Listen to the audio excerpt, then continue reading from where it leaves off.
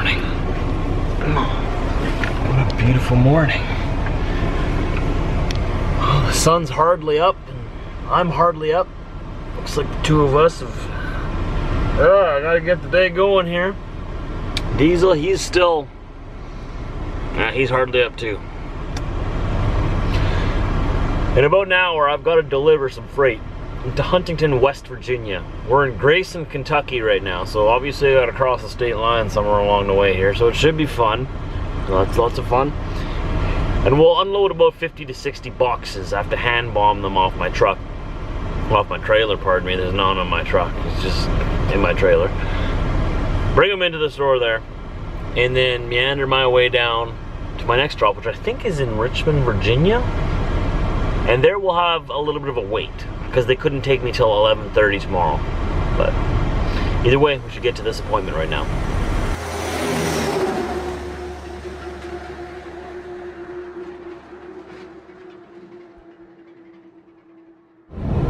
Beautiful Kentucky morning. Not too sure how far the border is yet, but we will be in West Virginia soon. I mean, I only have 38 kilometers or about 20 miles to my destination in West Virginia. So you know we're close. So this is almost a West Virginia morning. We've made our first delivery. We are now traveling through Charleston. It's Charleston? Yeah, right? West Virginia? We go through here all the time. There's their like town hall building or whatever off to the right way in the distance. It's got like a gold-plated roof. Very fancy. You know, these are the areas that are just fascinating to me, because you've seen the area I come from if you watch my videos for more than a week. It's flat, like completely and totally flat. Like think of a flat plane, it's flatter than that. And out here with all the hills and how they built these towns and cities like hundreds of years ago right into the side of the hills, it's just incredible. Just incredible.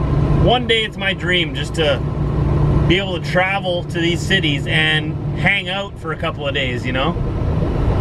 Drive a motorbike around. Right lane must exit. Excuse me, I don't want to exit. Thanks for the warning. Alright, there's that Capitol building off to the right there. Or the city town hall. Some government building. They look just like the buildings in Canada. They all look the same. Do any of you live here? Did any of you grow up here? Like just off to the right here. I know you can't really see it in the camera, but those houses were probably built 100, 150 years ago, at least 200 years ago. A lot of history here, I bet. I'd love to learn about it.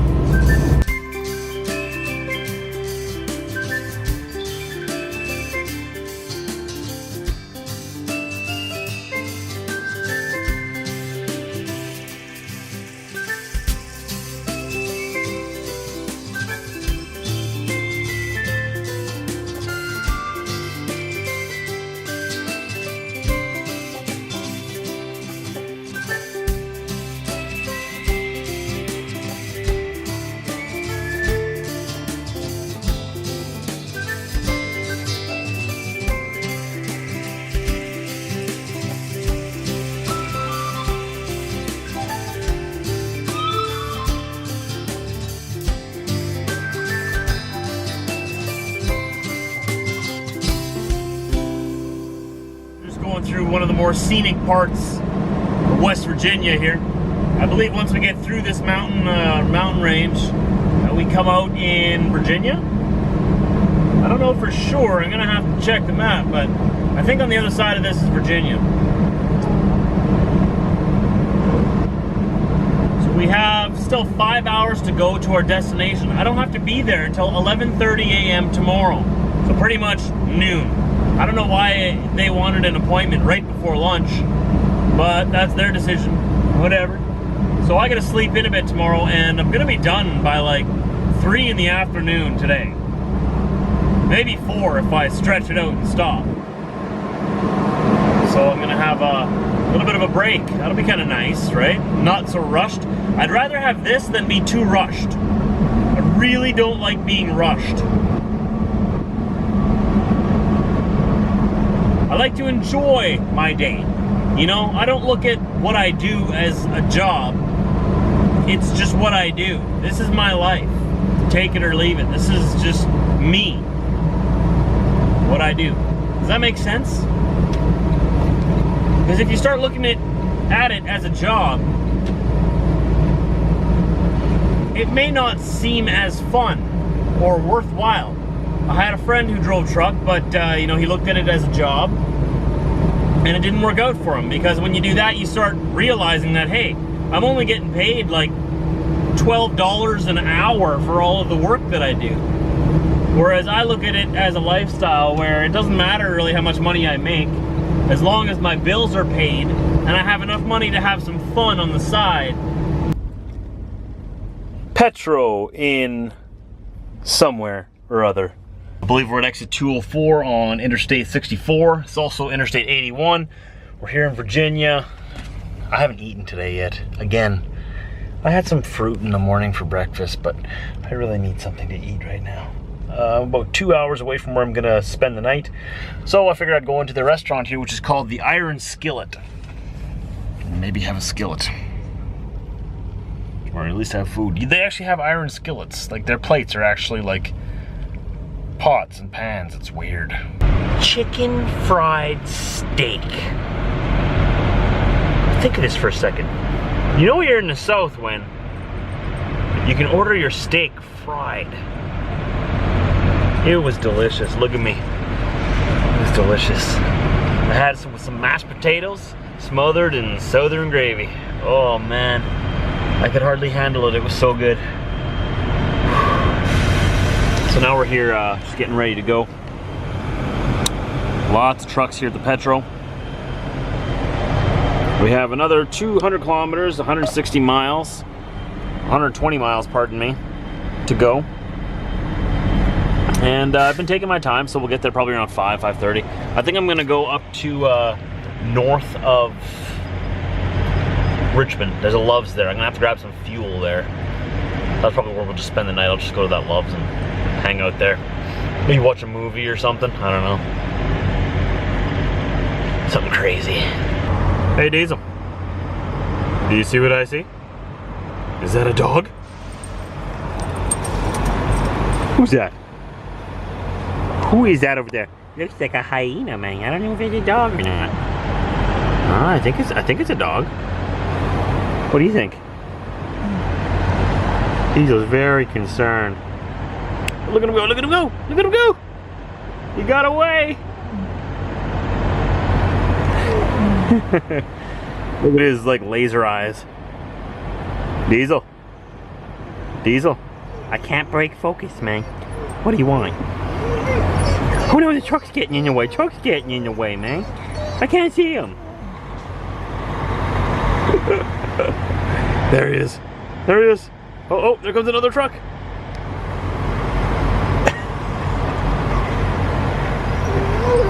He's in the way, man. Get him out of the way. Down in front, man. Down in front. Can't see. And it just never ends.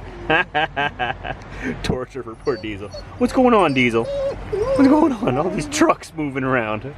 Man, I love driving this truck. Just a smooth ride. Even over these bumps here. Hardly feel it in my seat. We're here getting close to Richmond, actually. We're gonna go up to Ruther Glen, Virginia. A little bit north of Richmond, where they have a Love's. I have to fuel at Love's, so we're gonna go there and fuel and spend the night there. And then I can leave there around 10:45, 10:30 tomorrow morning to get to Richmond for my 11:30 a.m. appointment. The day's been going very well, very smoothly. That meal was delicious. Nothing to complain about, nothing to report. Drivers have been doing all right. I only saw one four-wheeler royally cut off another four-wheeler just once today.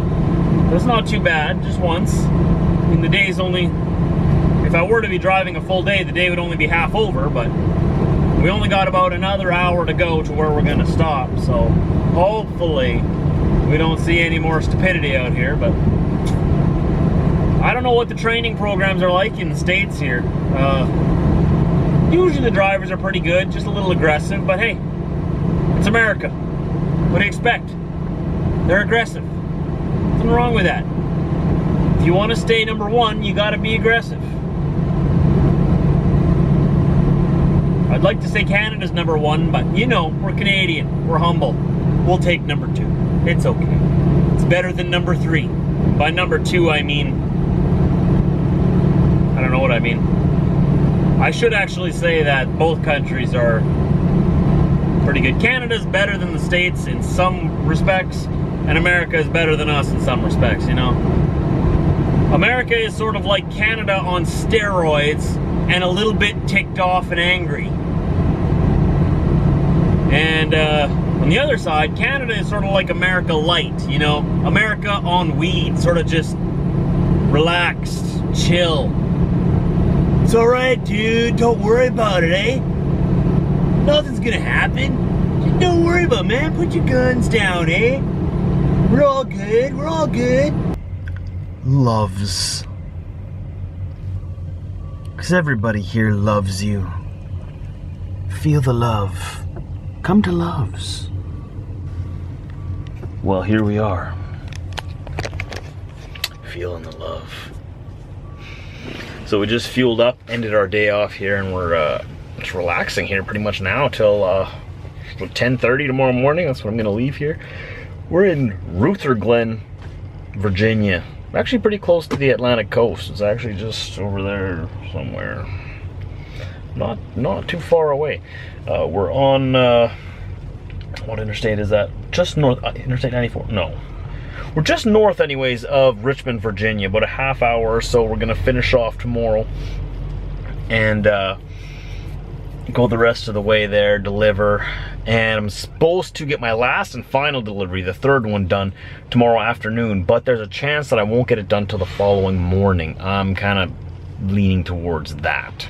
Be very, very quiet. We're hunting weasels! Weasel. Diesel. Mr. Weasel! Pardon me, Mr. Weasel! Excuse me, moment of your time. So look at all these buggers over here waiting to fuel up. I'm glad I got my fuel. Though the fuel pump I went to was the one where this guy right here is waiting for. The passenger side fuel pump is one of the slowest pumps I've ever experienced, so he's gonna have fun. Took forever to fuel up that passenger side. And I needed a lot of fuel. So if you're not from the United States, you may not have heard of Loves. Loves is not in Canada. It's only in the United States. It's a travel plaza, a big chain of travel plazas. One of the biggest ones. Not the biggest, but one of the biggest. It's one of the big boys. It's a little bit smaller than the biggest boys, but it's still a big boy. It's started off in Oklahoma, I believe, around that area in the Midwest, southern Midwest, and it's sort of spread around the continent. And for now, they're offering my specific fuel card the cheapest fuel prices. So that's why I'm here. And I figured they always have small parking lots. That's one thing I can say. Loves don't count on parking unless if you're gonna park early, like I did, like 5 in the afternoon, 5 or 6, whenever we got here. You're not gonna get a parking spot because now it's just after 6 o'clock in the evening. Everything here is packed. Loves always have small parking lots. So they have really nice stores on the inside though. They got showers. They got a rewards card just like Flying J and Pilot. They got everything that a Pilot Flying J has. It's pretty much exactly like Pilot Flying J, but it's Loves. Same thing. Same stuff, different pile. I wonder what that is. Oh, I wonder what that is. Ooh, he's got it tarped. That sort of piques my curiosity, you know, or spikes my curiosity. I wonder what's underneath there. You know, those flatbed drivers, you guys out there who haul the flatbeds, so much respect to you guys. Tarping those loads is not easy. For those of you who don't drive truck, or if you do drive truck, next time you're on the highway and you see a flatbed trailer that goes by and it's got a nice tarp job, that thing didn't tarp itself. Okay, the people aren't paid. Special people don't come and tarp that. They don't hire little monkeys to come do it. The driver did that. All right, so when you pass that driver, you look at him and you give him the thumbs up because he did a good job. Unless he did a bad job, then give him the thumbs down. It's only fair. I get thumbs down. They should get thumbs down too if they do a bad job. Except my thumbs down are the same thing as thumbs up for me. Either way, it's interaction with my video, right? So if you go past him, you give him a thumbs up or you give him a thumbs down, either way, you're interacting with him, right? So there's a few differences I've noticed between the trucker demographics of the United States and the trucker demographics of Canada. Me, as a Canadian-born Caucasian male, I am a minority amongst truckers in Canada. A big minority. I don't know why this is, but down here in the States, mostly you see American-born citizens, American-born people driving trucks, right? For the most part, everywhere you go, on average. In Canada, sometimes it's pretty rare to actually find a Canadian-born citizen that's driving a truck. Most of the drivers that do drive truck in Canada are new to the country. They've immigrated from other parts of the world. I don't know why Canadians, like born Canadians, don't want to drive truck.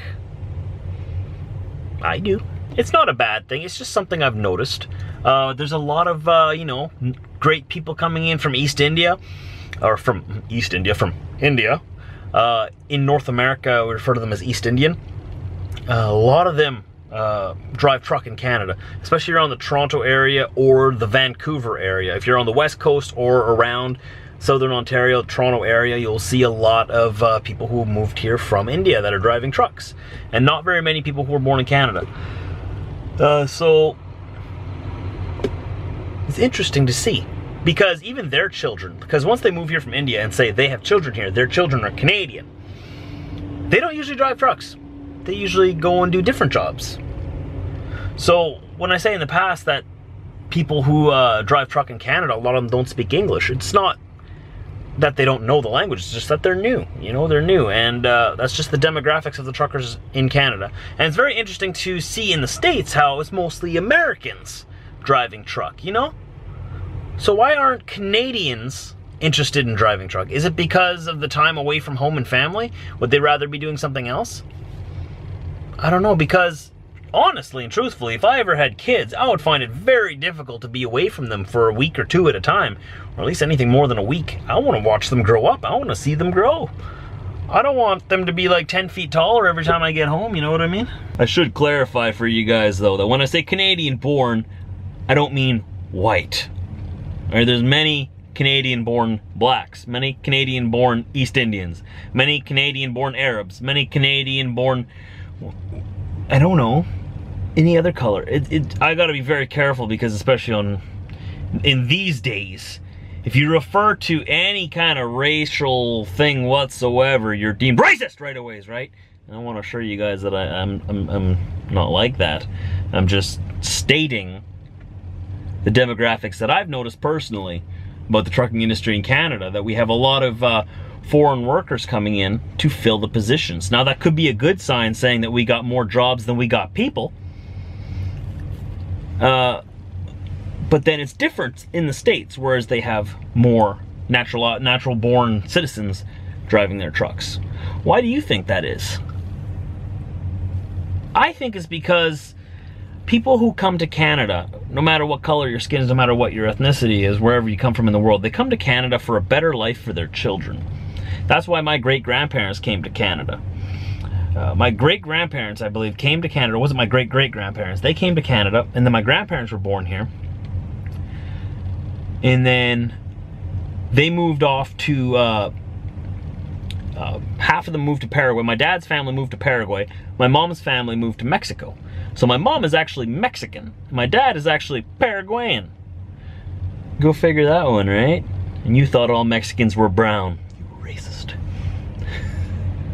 So my mom's Mexican, my dad's Paraguayan, but my grandparents were Canadian and my great-grandparents were Canadian, and possibly even a generation before that were Canadian. So what they did was, during World War I and II, there was conscription. You had to join the military.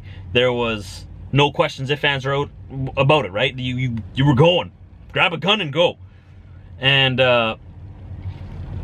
my heritage, I'm not saying this about me, I haven't followed my heritage at all. I do not claim, I have a Mennonite heritage, but I'm Canadian, I'm not Mennonite, I am Canadian. I don't follow their heritage because, this is one of the reasons why. our history is they didn't want to join the military because their religion told them to be passive, that fighting was wrong. They didn't want to kill anybody because they figured murder was murder. They didn't want to be involved in any wars. So instead of joining the military, half of them went to Paraguay, left the country of Canada, and half of them went to Mexico, left the country of Canada. Now, if I was alive back then, I would have not been too happy about that, but it was a different time. They were also very religious back then, as were many cultures. The world was much more religious back then, and they also took the Bible out of public schools and stuff around about the same time, right? So double whammy, they were very upset, right? So they got mad at Canada, they left. They were there for a decade or two, not even 2 decades, I don't think, maybe a couple decades, and they realized, whoa, I think we made a mistake. So they decided, you know what, we're going back to Canada, back to the motherland, back to where we belong, because it was so much better there. So they came back in the 60s and 70s to Canada. Canada forgave them for leaving, and voila, I was born. Great grandpa, 4th generation Canadian, though it did skip 1 generation because my parents were born in Mexico and Paraguay, but they're still honorary Canadians. They have dual citizenship, both my mom and my dad, I believe. Or did they give it up? No, wait, they don't. They're just full-blown Canadians. Anyways, what do I know? That's my family history for you there. Do I cling to my heritage? Absolutely not. Nope. I am proud of it. I'm proud of what my ancestors did to get me to Canada, but this is what I was getting to. Everybody comes to Canada, not for themselves, at least this is changing nowadays and frustrates me. But it used to be that they would come to Canada for their future generations. When my great-grandparents came to Canada, there was nothing here. They didn't get any government assistance. They didn't get any government help. They didn't get any welfare. When they got here, it was all bush. The government wouldn't even help them clear it to make farmland so that they could grow food for themselves. The first winter, many of them died because it was so cold and they couldn't build their houses fast enough or warm enough.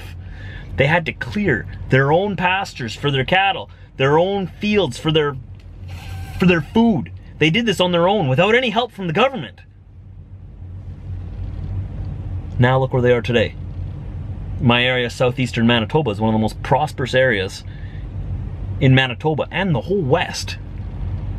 If you don't count the oil fields out in Alberta, obviously they blow all wealth out of the water from anywhere else. But southeastern Manitoba is one of the best places to have farmland in the west of Canada. That's what I mean. A lot of people, my grandparents didn't come here for a better life for themselves.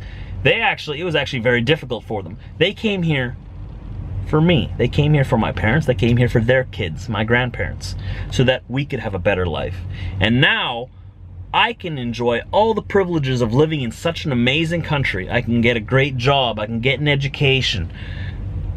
I can prosper and make money because of what they've done in the past. So this is what I'm circling back to the beginning here with the cultures coming in now. A lot of them, when they come here, they will become truck drivers and whatnot because they want their children to go to college, to go to university, become doctors, become lawyers, become big parts of Canadian society, right? That's why when they have a lot of new immigrants driving trucks, you can bet that their children are probably going to school.